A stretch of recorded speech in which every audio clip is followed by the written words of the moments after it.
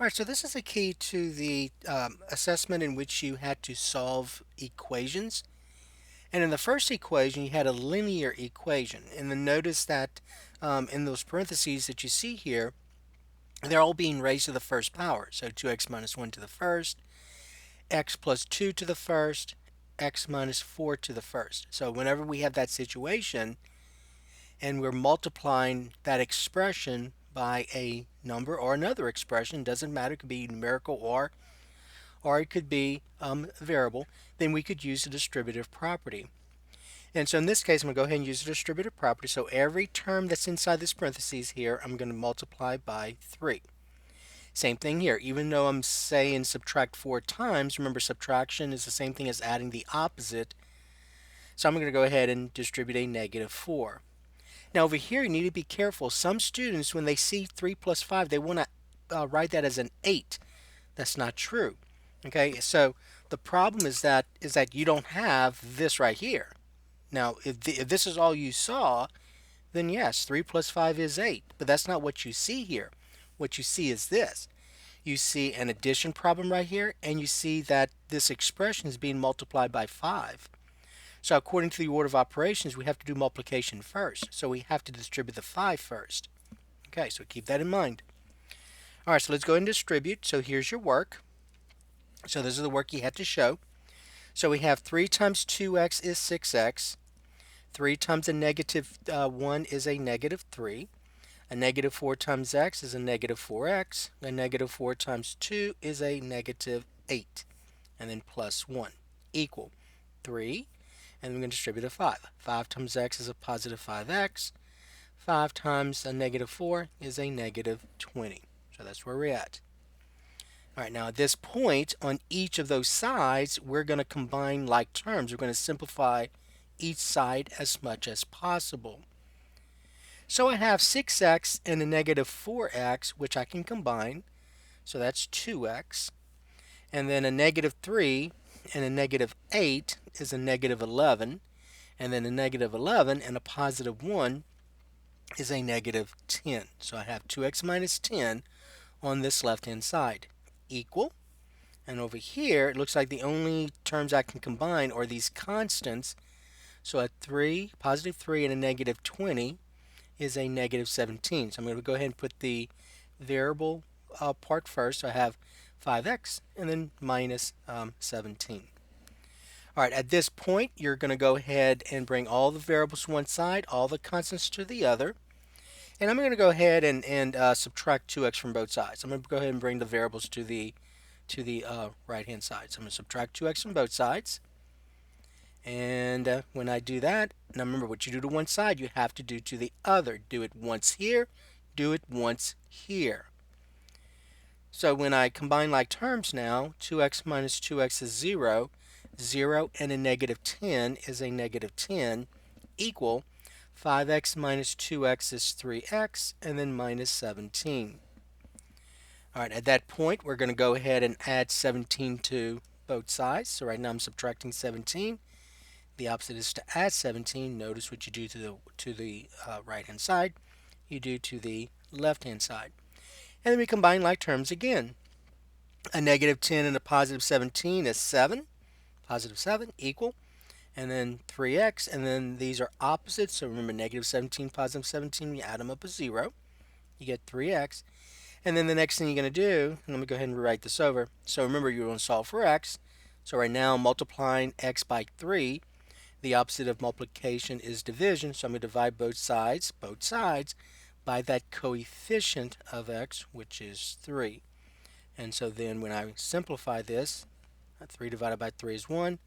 1 times x is x, so my solution is 7/3. You can leave it now. Make sure it's reducible, and this is simplified as further as it can go, so it's reduced. But if you notice, it is an improper fraction, so if you want to write as a mixed number, you can as well. So x equals, and then remember 3 divided into 7. So if you have to use long division, use long division. 3 into 7 goes 2 times. 2 times 3 is 6. When you subtract, you get 1. So you get 2 and 1/3. All right, so that was number 1. All right, let's look at number 2. All right, so number two, we still have a linear equation, even though you see fractions. We still have a linear equation because notice that in each of those fractions, any of those rational expressions in the numerator, all of those variables, you have x to the first powers, x to the first, x to the first, x to the first. And in the denominator, you just have real numbers. Okay, so we do have a linear equation. It can also be considered a rational equation, even though you don't have any variables in the denominator. It can still be considered a rational equation, but for us, we're going to say it's a linear equation. Now, the way I wanted you to do that is to notice that I have fractions here, and it's always easiest to solve an equation that involves fractions by first clearing the fractions. And so that's what we're going to do. So I have my denominators being 4, 3, and 6. So the least common denominator, and it always helps if you use the least common denominator, not just a common denominator, but the least. And so the smallest number that 4, 3, and 6 will go into evenly is 12. And so now we're going to take this least common denominator and we're going to multiply both sides of this equation by 12. So I'm going to go ahead and rewrite this over. Now the fact that I have two fractions on the left hand side, I'm going to put that in brackets or parentheses, but let's go ahead and leave it as brackets. So I'm just go ahead and rewrite this over, my equation over. And I went ahead and I put the left hand side in brackets because now both sides, remember that I want to clear those denominators. I want those denominators to be ones. And so I'm going to multiply both sides by 12 now. So 12 times the left and then 12 times the right. Now just like considering this a grouping symbol, and this grouping symbol is being raised to the first power, I can go ahead and distribute. And so then I'm going to have 12 times 3x minus 2 divided by 4 plus 12 times x divided by 3 equal, and I'm going to go ahead and rewrite this over, x plus 3 divided by 6 times 12. Now at this point, this is where you want to simplify. You want to reduce. So remember, the whole point of multiplying both sides by the least common denominator is to get these denominators to be ones. And so if you are using a least common denominator or any common denominator, then that should suffice. So 4 into 4 is 1, 4 into 12 is 3. So you see you get that factor of 1 right here. 3 into 3 is 1, 3 into 12 is 4. You get that factor of 1. 6 into 6 is 1, 6 into 12 is 2. You get a factor of 1. So now I've cleared my denominators. All I have in my denominators are ones. And so what that means is this. So this expression right here, 3x minus 2 divided by 1, which is just 3x minus 2, that has to be multiplied by 3. So your next step is to do this, and it's important you put 3x minus 2 in parentheses because all of those terms has to be multiplied by 3. Both of those terms has to be multiplied by 3. So parentheses are important. Now the fact that there's only, see, x divided by 1, that's just x, so we know that 4x is just 4x. So we're going to put it as 4x. And then equal, and the same thing we did here, we're going to do here. So x plus 3 divided by 1 is x plus 3, but that has to be multiplied by 2. So it'll be 2 times x plus 3. All right. So in the process of going from here to here, I knew that I had to use grouping symbols because I had to multiply each of these by 2 and each of these terms by 3. So now we're going to distribute again in both situations here. And when I do that, I get 3 times 3x is 9x, 3 times a negative 2 is a negative 6, plus the 4x, equal, and then 2 times x is 2x, and then 2 times 3 is 6. Combining like terms, and the next steps, remember, we still have a linear equation. Combining like terms, 9x plus 4x is 13x. I get 13x minus 6 equal, and then on this side, there's nothing to combine, so I'm just going to rewrite that expression. All right, now I'm going to go ahead and since 13x, the coefficient here is positive and 2x is less than 13x, or 2 is less than 13, I'm going to go ahead and bring the 2x to the left-hand side. So to do that, remember this is positive, so if I want this to be 0, I'm going to have to subtract 2x.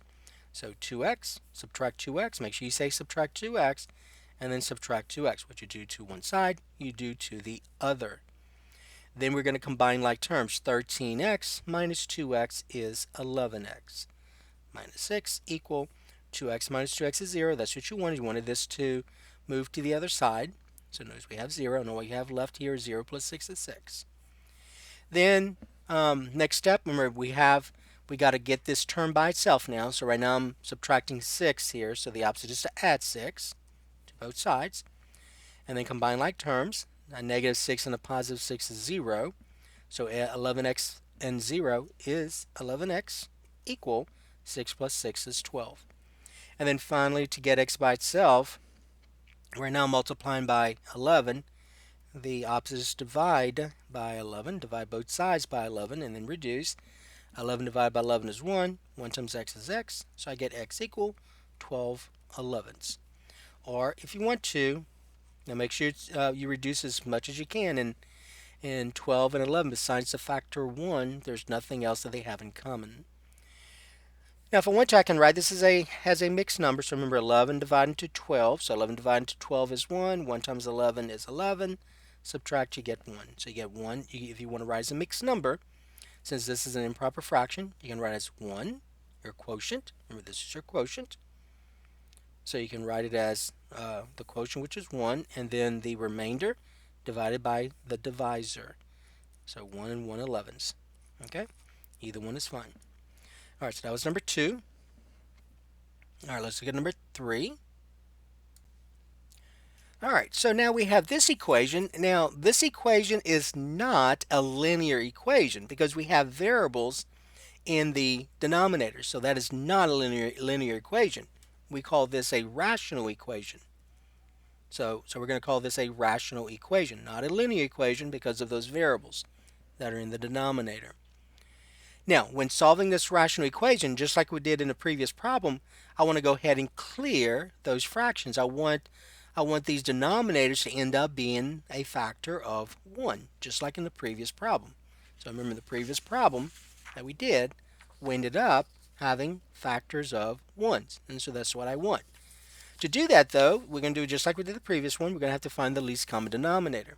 Now, this is a little bit challenging because the least common denominator is not a number. It's not a real number like we had in the previous problem. This one's going to involve variable expressions because you have variable expressions in the denominator. Now, when finding the least common denominator that involves a rational equation, you have to factor all those denominators first. And so if you look at x squared plus 2x minus 24, you're going to factor this as a product of two factors. Now, just keep in mind for us, usually what's going to happen, not always the case, but usually what's going to happen is that these factors here that you put here will probably be these factors. So x plus 6 times and then x minus 4. And always check though, because that may or may not be the case. So when I factor this trinomial, this quadratic trinomial, I get x times x when you FOIL it, just to show you. So I'm just kind of remind you. So you have x plus 6 times x minus 4, right? So if I FOIL this, I get x times x is x squared. The outer, x times a negative 4 is a negative 4x. The inner, 6 times x is 6x. And then the last, 6 times a negative 4 is a negative 24. Combining like terms, so those two inner and outer terms I can combine. So I get x squared. A negative 4x plus 6x is 2x, and then minus 24, which is what you see here.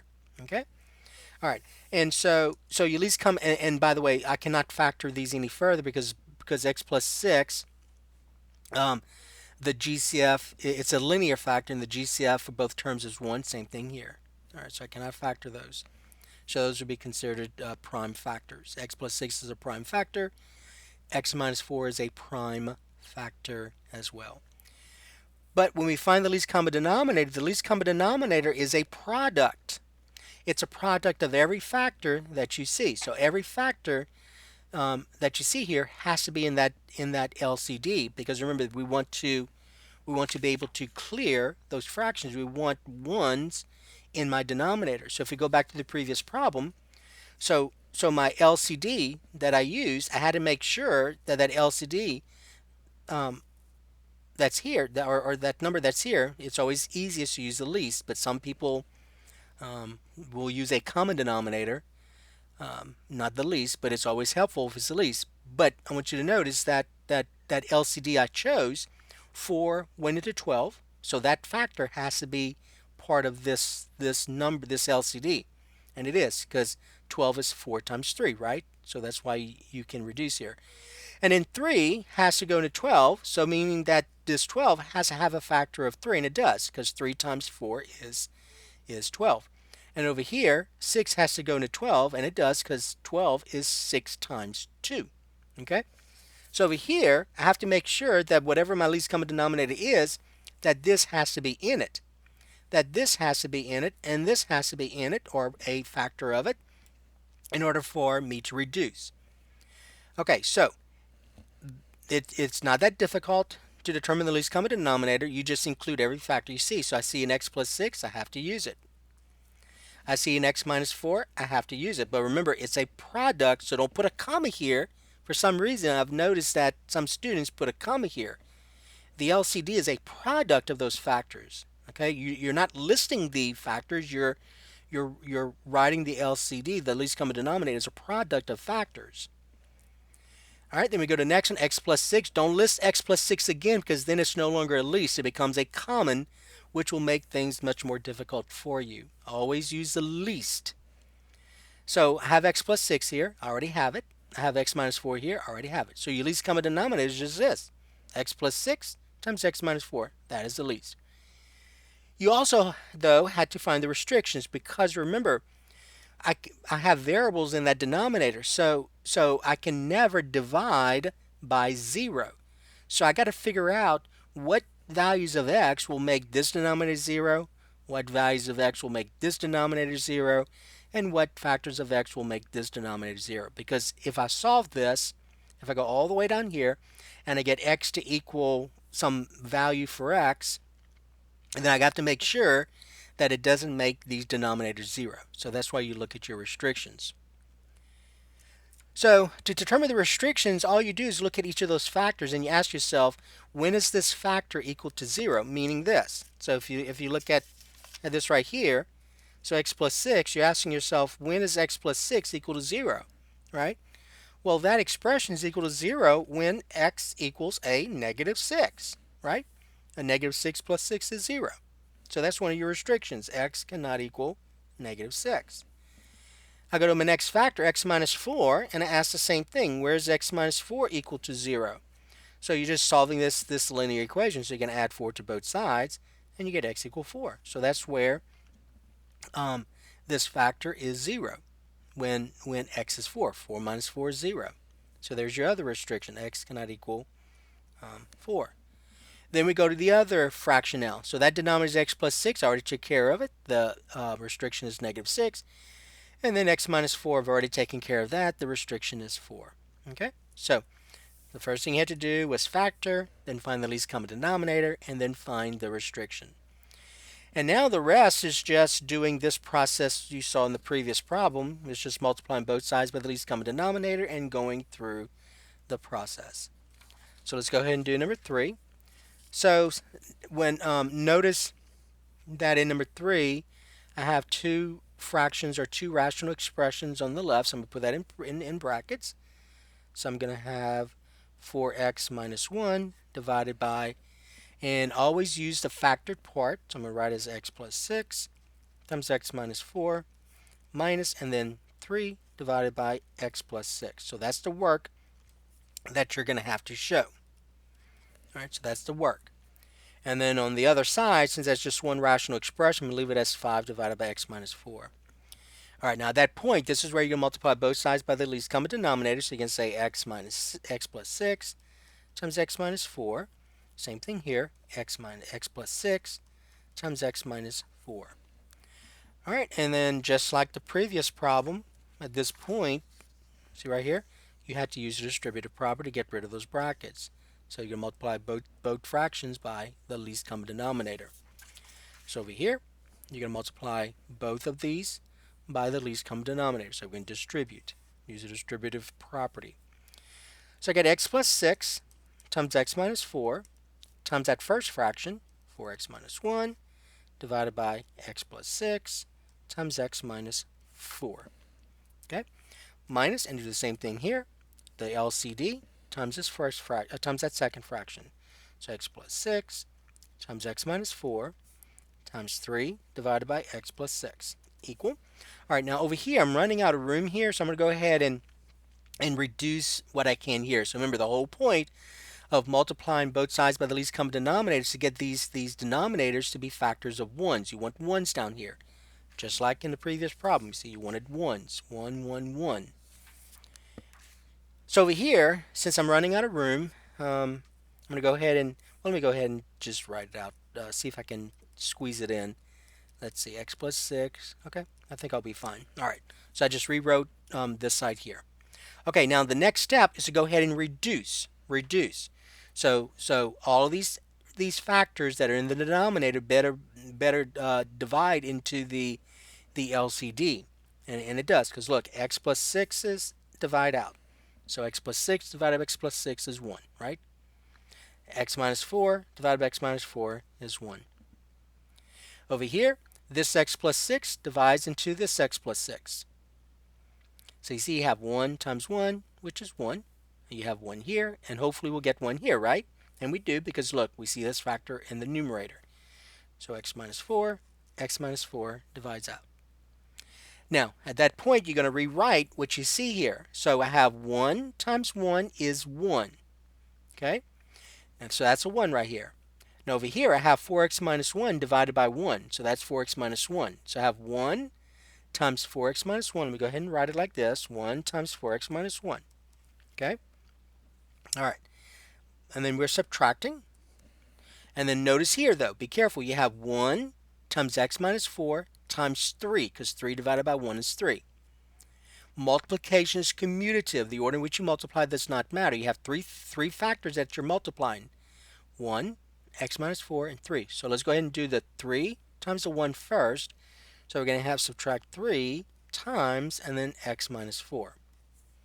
Okay, so this part here becomes this. 1 times 3 is 3, and then 3 times x minus 4. Equal.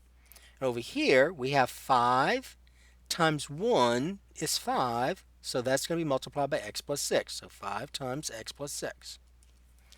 All right, so that's where I'm at.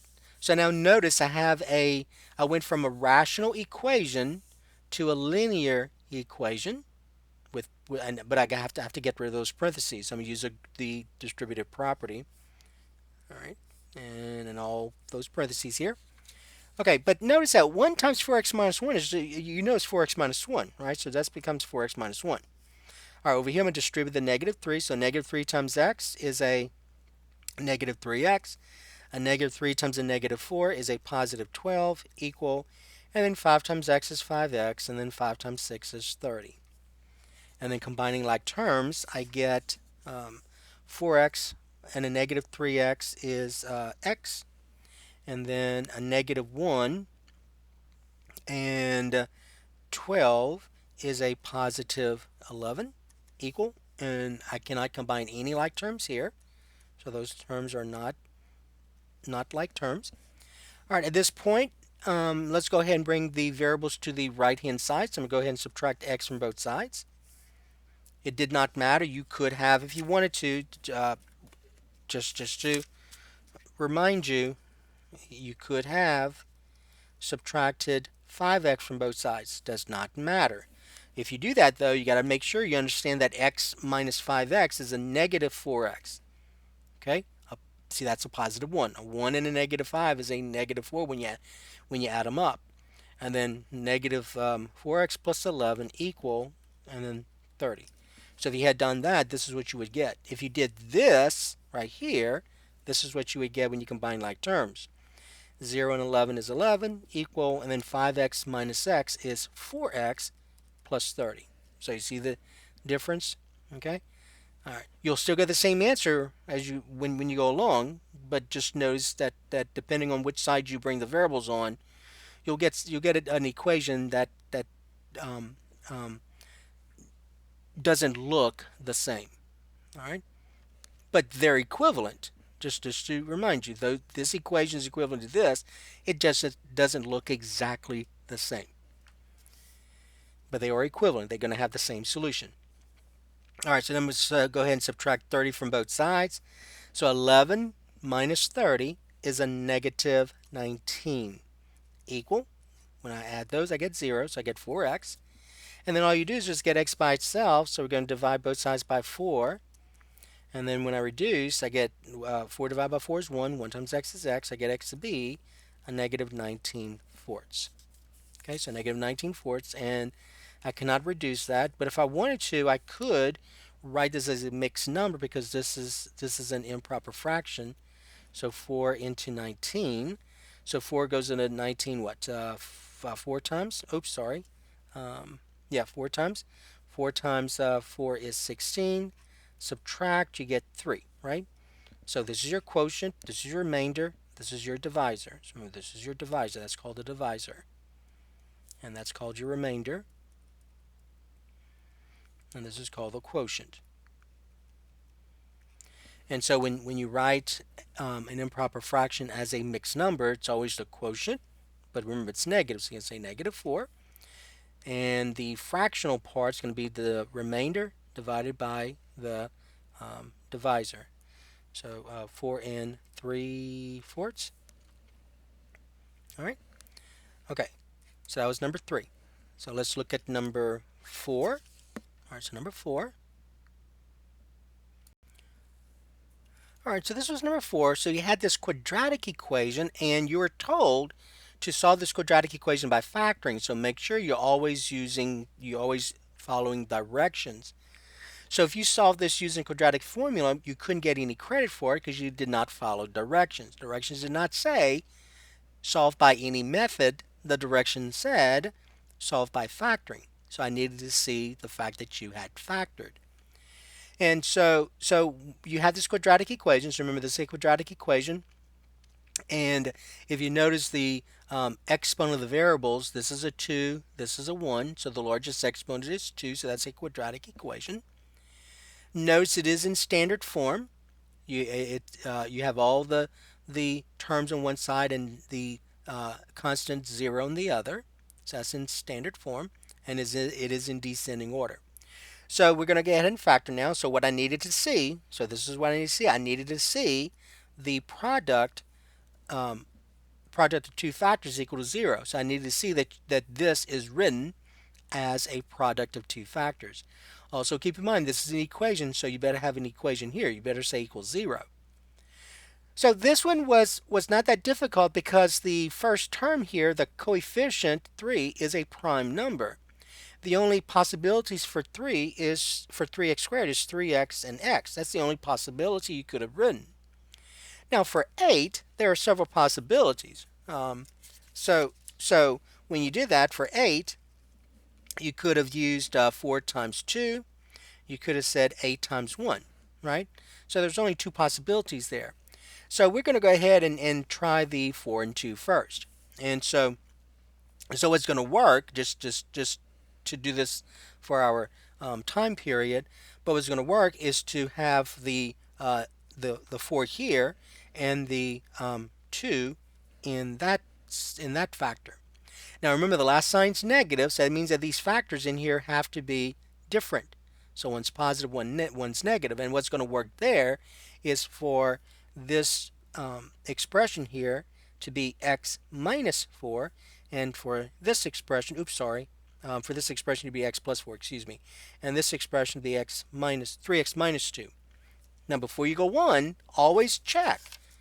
All right, always check. It's quick to check. So you're going to check this by foiling, by using the FOIL method or distributive property. It does not matter how you approach this. Most students know of FOIL, F-O-I-L, first, outer, inner, last, when multiplying two binomials. And so we get 3x times x is 3x squared. The outer, 3x times 4 is 12x. The inner, negative 2 times x is negative 2x. And the last, negative 2 times 4 is a negative 8. Combining like terms, these are my like terms here, 12x, positive 12x, and negative 2x. This is 10x, right? So I get 3x squared plus 10x minus 8, which is what you saw here. Okay? All right. Now, the next step I needed to see was the fact that you were using the zero factor property. So I had to see that you were actually using the zero factor property. All right, so the zero factor property says that if you have two or more factors whose product is zero, then one of those factors has to be zero. And so I needed to see that you are setting each of those factors equal to 0.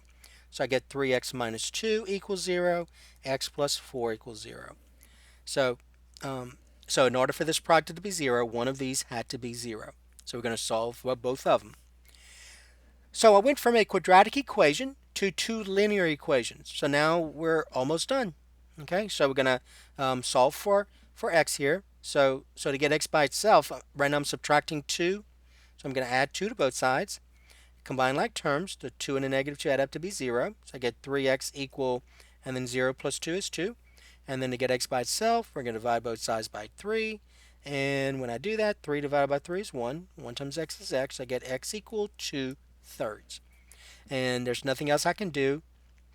It's reduced. But remember, 2/3 is a proper fraction, so there's no way I can write this as a mixed number. So I'm going to leave it like that. Over here, in this second linear equation, I'm going to go ahead and subtract 4 from both sides. And when I combine like terms, I get x to be a -4. And so there's your solutions. Okay. Now, before I go on to the next one, I just forgot to mention something about number 3. So remember, number 3 was a rational equation, right? And so those were my restrictions. So when you got to this point, x equal -19/4, you need to make sure you always need to go back and verify that it's not a restriction, and it's not. So -19/4 is a solution. As long as I did all this correct, then this will be a solution. All right. So I forgot to go back and verify that that was not a restriction. Okay. Now let's look at number 5. So here's number 5. All right, so you want to solve this quadratic equation using the quadratic formula. So now I'm telling you I need for you to use the quadratic formula. And so the quadratic formula is the opposite of b plus or minus the square root of b squared minus 4ac. All of that is being divided by 2a. So that's quadratic formula. That's what you have to use. Now remember, you need to substitute the values for b, a, and c into this. So that comes from your quadratic equation. But it has to be in standard form. This is not in standard form because I don't see 0 on the other side.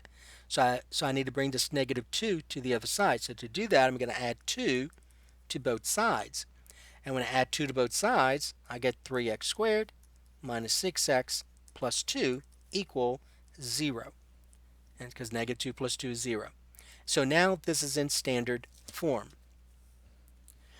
Okay, so what some students like to do is before they put this into the quadratic formula, they like to denote what a is, what b is, and what c is. So the coefficient of x squared is a. So a here is 3. The coefficient of the x to the first term, this coefficient, is b. So that's -6.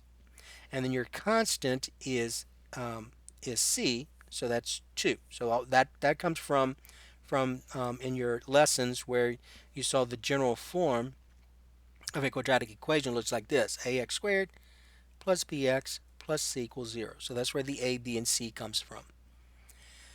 All right, so we're going to take these numbers and we're going to substitute into the formula. So you're going to say, since my variable is x, we're going to say x equal. Now remember, this reads the opposite of b. The opposite of b.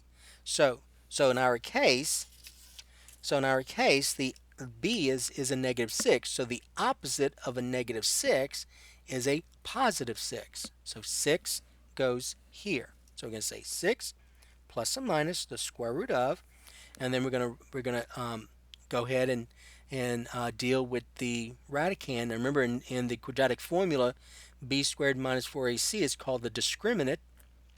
But in general, the expression that's under the radical is called the radicand. All right, the radicand. I'm using the word radicand. So we're going to go ahead and radicand. So we're going to go ahead and simplify the radicand, or rewrite the radicand using my values. So I have b squared. Now remember, it's always a good idea to put those in parentheses, um, because what's being squared is not a 6, it's a negative 6. So put that in parentheses. So negative 6 squared minus 4 times a times c. So in parentheses, I'm going to say a is 3 times, and in parentheses, I'm going to say c is 2. All of that, and I needed to see it going from here to here, that division symbol. Okay, from here to here. All of that is being divided by 2 times a, and 2 times an a, remember, is 3. Okay, now next step is to simplify this expression here.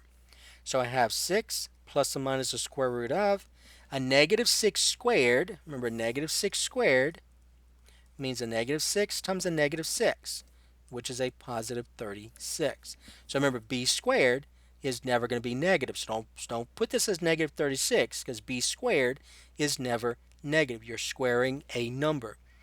So a negative times a negative is a positive. A positive times a positive is a positive. 0 times 0 is 0. Notice I never said anything being negative here. B squared is never negative. All right, now over here, what I would do here is think of this as a negative 4. So a negative 4 times 3 is a negative 12. And then a negative 12 times 2 is a negative 24. So I have 36 minus 24. All of that is being divided by 6. So notice the work you had to do. So that's the work you had to show. Then we're going to simplify the radicand even further. 36 minus 12 minus 24 is 12. So this becomes 6 plus or minus the square root of 12. All of that's being divided by 6.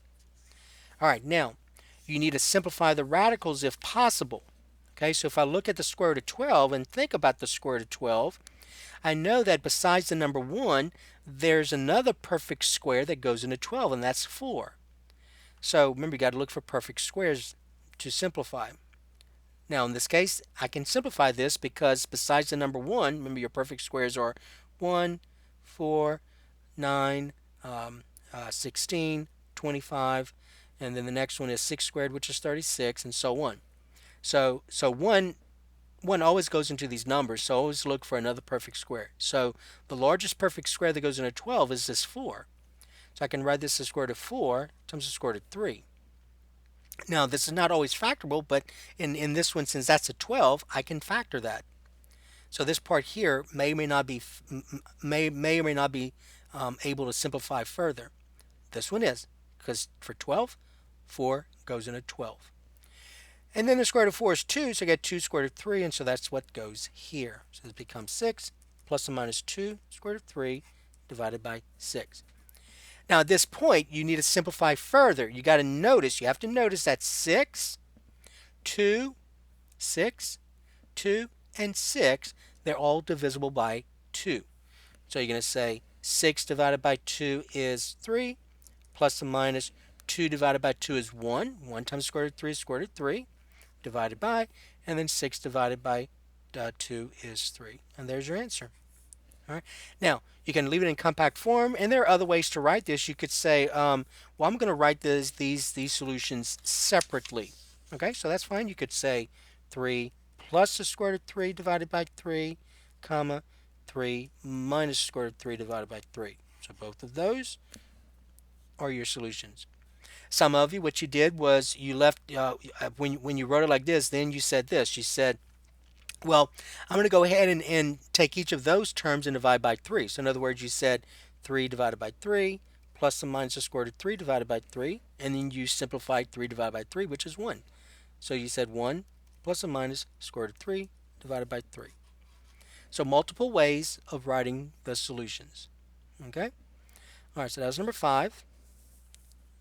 All right, let's look at number 6. All right, so in this problem, you want to solve this quadratic equation using a square root property. So remember, always follow directions, square root property.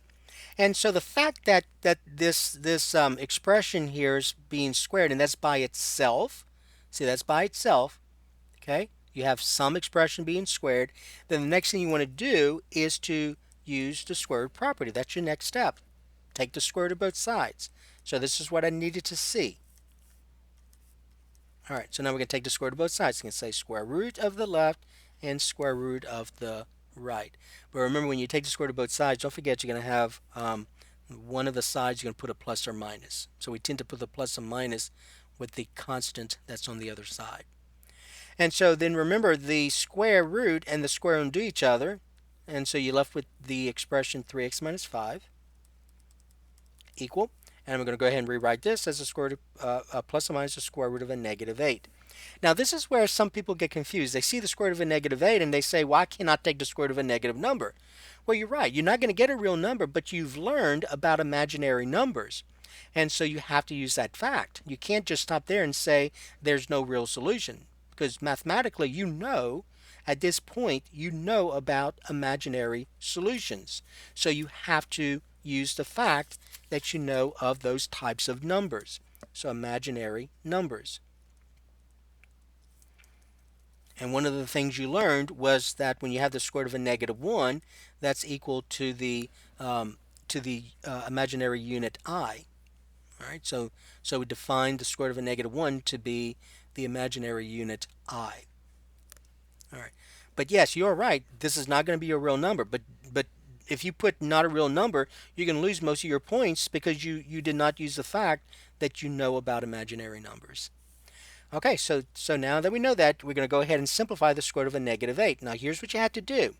So let's think about the square root of a negative 8. I know I can write the square root of a negative 8 as the square root of a negative 1 times the square root of 8, right? Negative 1 times 8 is a negative 8. We just saw that the square root of a negative 1 is defined to be I. So that's I right here. So I get I times the square root of 8.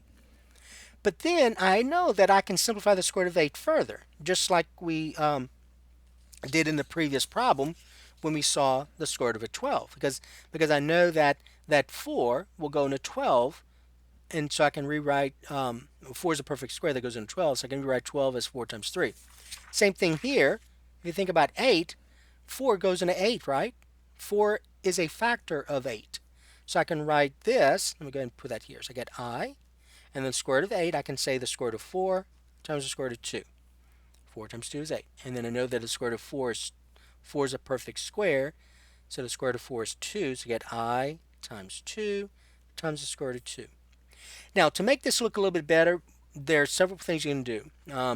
So we can write this as 2I square root of 2, or if you want to, you can write it as 2 square root of 2I. But if you put I on the end, you need to make sure that it does not look like it's under the square root.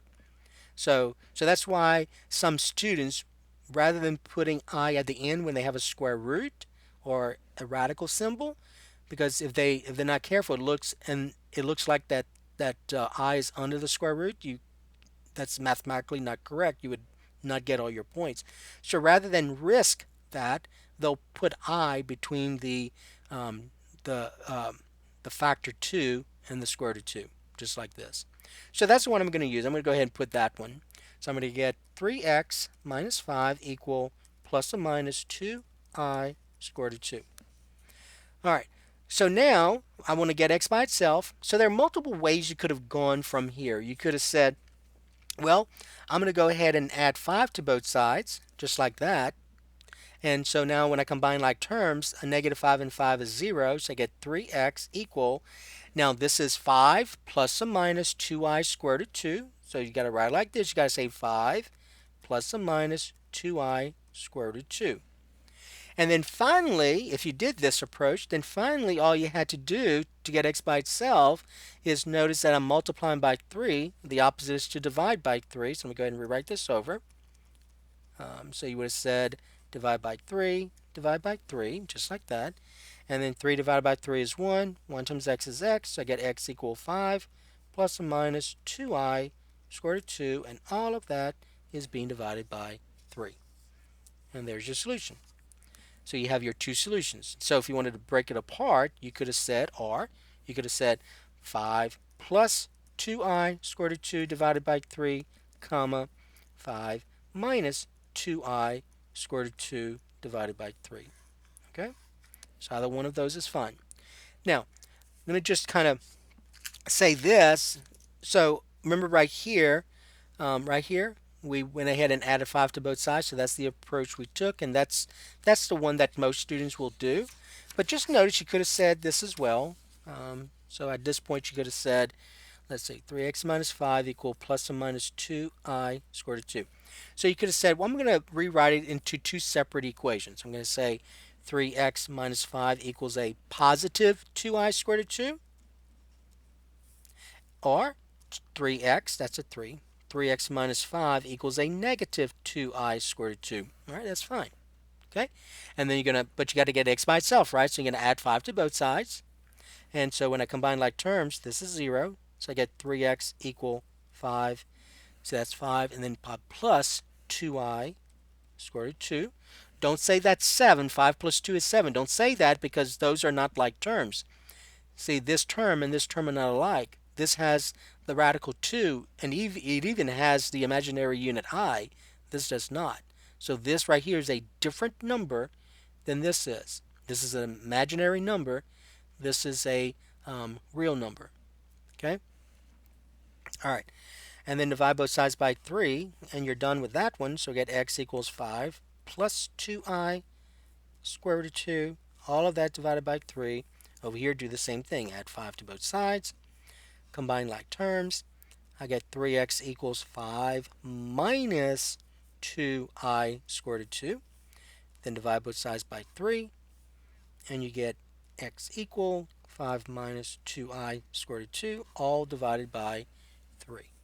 So, and notice you get the same, so the solutions here are basically these solutions here. Okay? All right, so that was number 6. Now let's look at number 7. Number 7 was the last one, so let's look at number 7. Okay, so number 7, you have this polynomial equation. It's not quadratic because of that x cubed. So we could call it a cubic equation if we wanted to, but it's not quadratic because if it was quadratic, then that x cubed would not have to be there. See, now this is quadratic, but the fact that I have this term x cubed is no longer quadratic. It is a cubic equation, x cubed, cubic, but we also call it a polynomial equation. Now, notice that zero's on the other side, which is what you want, and it already is, but notice there are 4 terms, 1, 2, 3, 4. And the way you factored, notice this is by factoring, the way you factored a polynomial with four terms is you tried this approach. So always try this approach first when you're factoring a polynomial with 4 terms. You're going to do it by grouping, factoring by grouping. So notice I use the word factor by grouping. And so basically you're going to group the first 2 together and then group the second 2 together. Okay? And so in the first group, so if you cover this part up right here, in that first group, the GCF of those 2 terms is x squared. So I'm going to go ahead and factor out an x squared. When I do that, I'm going to get x squared times x is x cubed minus, subtract, and then x squared times a negative 2 is a negative 2x squared. All right, so that's the first thing you have to do. So this first group, you have to factor that first group. So to factor that first group, you're gonna factor out the GCF. So this is in factored form for this. Now over here, when I go to this point here, in this second group, you're going to factor out, now you see this plus sign, always factor out whatever that symbol is right here. So this is a positive, so you're going to factor out a positive, and then the GCF here is 5. And so when you do that, you're going to say 5 times, so when you factor out that 5, you get 5 times x is 5x, and then 5 times a negative 2, just kind of like using, in your mind, you're using distributive property. 5 times a negative 2 is a negative 10. And don't forget to say equals 0. Now at this point, you should notice, that these two terms have a factor in common. So you could factor out that common factor. So when I factor out that common factor, I get x minus 2, that's my common factor, times, and then whatever is left. So when I factor out this x minus 2 here, I'm left with x squared. And then when I factor out the x minus 2, I'm left with a positive 5 equals 0.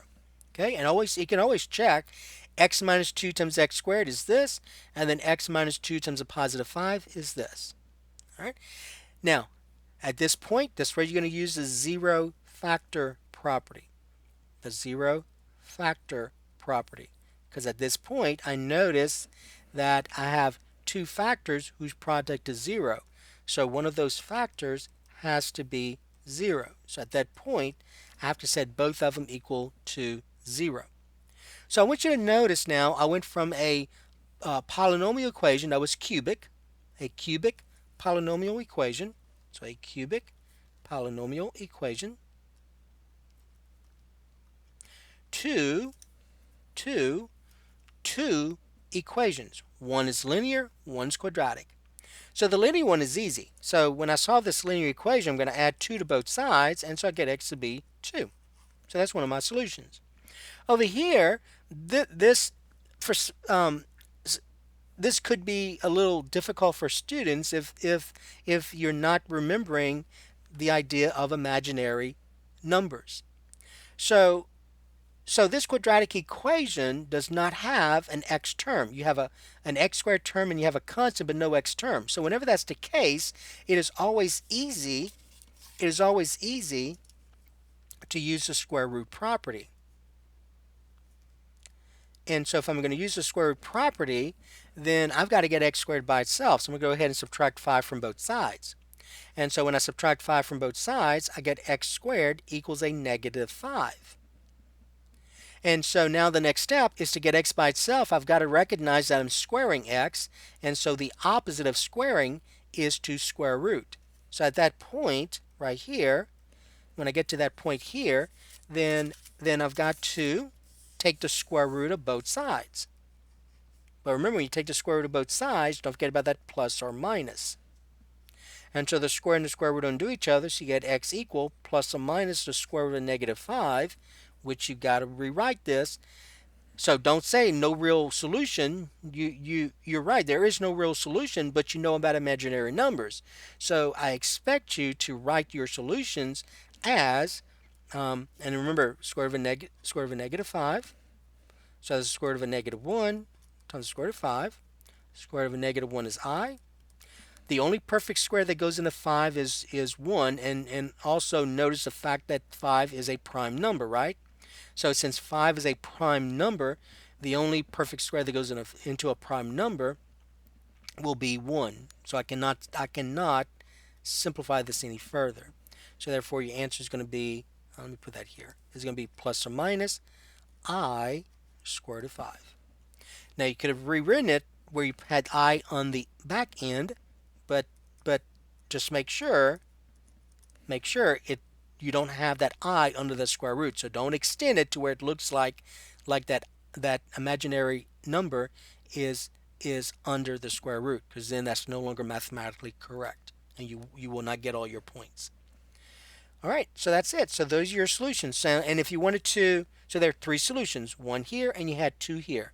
So if you want to write them separately, you can. You'd say x equal 2, positive square root of 5i, and then negative square root of 5i. Okay? So any one of those is fine. All right, so that was it. So that was the 7 problems that you had to work on. All right. So that's the end of the key to those problems.